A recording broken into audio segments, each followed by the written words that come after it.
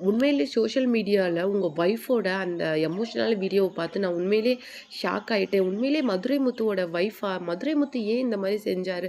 அப்படிங்கிற மாரி தான் எனக்கு ஃபர்ஸ்ட் ஆஃப் ஆல் ஸ்ட்ரைக் ஆச்சு அப்படிங்கிற மாதிரி சிடபிள்யூசில ஜட்ஜா இருந்த வெங்கடேஷ் பட் வந்து சொல்லியிருக்காரு. அவர் என்ன சொல்லியிருக்காரு அப்படின்னு சொல்லிட்டு பார்த்தீங்கன்னா, மனைவி அப்படிங்கிறவங்க ரொம்ப சாதாரண விஷயம் கிடையாது.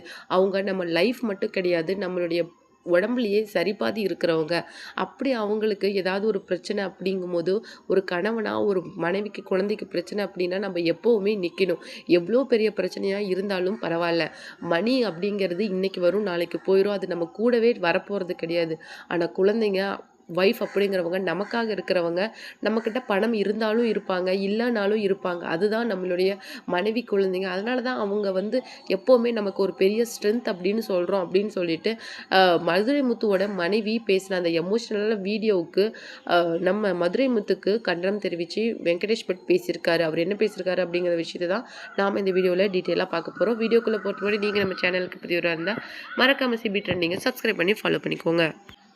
நீங்க இன்னைக்கு என்னுடைய பணம் நான் கஷ்டப்பட்டு சம்பாரிச்சது, இதுக்கும் மத்தவங்களுக்கும் சம்மந்தம் இல்ல. என்னுடைய மொத்த திறமைய மூலமா தான் இந்த பணத்த நான் சம்பாரிச்சேன் அப்படின்னு சொல்லிட்டு நீங்க பேசுறது சரி கிடையாது. இன்னைக்கு நீங்க உங்க ஒய்ஃப பிரிஞ்சிருக்கிறதுனால மட்டும் தான் தேவையில்லாத 3வது நபர்கள் வந்து உங்க ஒய்ஃப்க்கு அப்யூசிவான கமெண்ட்ஸ குடுக்குறாங்க. இந்த மாரி ஒரு தர்ம சங்கடமான நிலைய நாமளே ஒரு மனைவிக்கு ஏற்படுத்தி குடுக்குறது அப்படிங்கிறது ரொம்ப மோசமான விஷயம். நான் உங்களுக்கு சொல்லணும் அப்படிங்கிற விஷயம் அப்படிங்கிறது கிடையாது. ஆனா உங்களுக்கே நெறைய விஷயங்கள் தெரியும். உங்களுக்கு அட்வைஸ் பண்ற அளவுக்கு கிடையாது. ஆனா, நீங்க ஏன் உங்க ஒய்ஃப பிரிஞ்சிருக்கிறீங்க அப்படிங்கிற விஷயத்த நான் பேச வரல. ஆனா, மனைவிய பிரிஞ்சிருக்கிறதுனால தேவையில்லாத 3வது நபர்கள் அவங்கள பத்தி தரக்குறைவான விமர்சனங்கள, கருத்துக்கள பதிவு பண்றாங்க. அது அவங்களுக்கு எவ்வளோ மன உளைச்சலா இருக்கும். அது மட்டும் இல்லாம உங்களுடைய குழந்தைங்களுடைய அந்த வாழ்க்கைய அது எந்த அளவுக்கு மோசமாக்கும் அப்படிங்கிற விஷயங்கள் உங்களுக்கு தெரியாதா? அப்படிங்கிற மாரி கேட்டிருக்காரு. அது மட்டும் கிடையாது.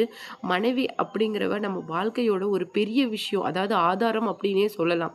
அப்பேற்பட்டவங்களுக்கு ஏதாவது பிரச்சனை அப்படிங்கும்போது முதல் ஆளா நாம தான் இருக்கணும் நிக்கணும். எவ்வளோ பெரிய ப்ராப்ளம் இருந்தாலும் அத நம்ம தூக்கி போட்டுட்டு, அந்த டைம்ல நம்ம அவங்களுக்காக சப்போர்ட் பண்ணணும். சப்போர்ட்டிவா நிக்கிறது மட்டும் தான் ஒரு ஆம்பள வந்து ஒரு ஒய்ஃப்‌க்காக செய்ற ஒரு மிகப்பெரிய கடமை. தயவுசெய்து நீங்க இந்த மாரி செய்யாதீங்க. இன்னைக்கு உங்ககிட்ட நெறைய பணம் இருக்கும்போது உங்க கூட நெறைய பேர் இருக்கலாம். ஆனா அவங்க உண்மையான நபர்கள் கிடையாது அப்படிங்கிறத நீங்க புரிஞ்சுக்கும்போது, உங்களுடைய கைய விட்டு எல்லாமே போயிடும். கொஞ்சம் அத சீக்கிரம் புரிஞ்சுக்க ட்ரை பண்ணுங்க.